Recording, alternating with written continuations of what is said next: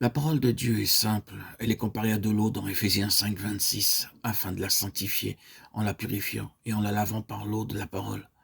La Bible est comparée à de l'eau, non pas à du thé ou du café, que certains aiment sucré, d'autres sans sucre, ou d'autres encore l'aiment fort ou léger, froid ou chaud. Il y a tant de diversité de goûts dans le thé ou le café, mais il n'en est pas ainsi avec l'eau. Chacun doit boire de l'eau. Depuis notre enfance jusqu'à l'âge avancé, nous devons boire de l'eau. Même des personnes mourantes désirent de l'eau. Lorsqu'un homme ne peut pas prendre de nourriture, il désire cependant un verre d'eau. Elle a le même goût pour tous les gens.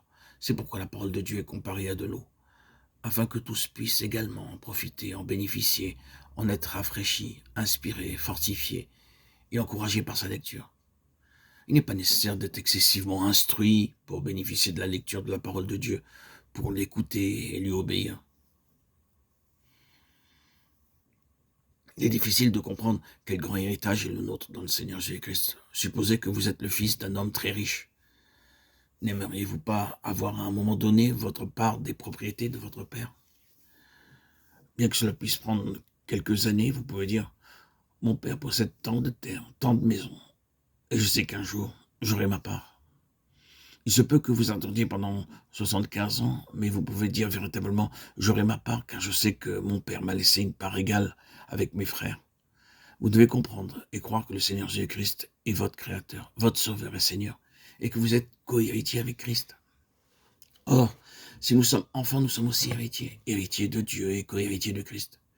Si toutefois nous souffrons avec lui, afin d'être glorifiés avec lui. Romains 8, 17. Nous sommes co-héritiers.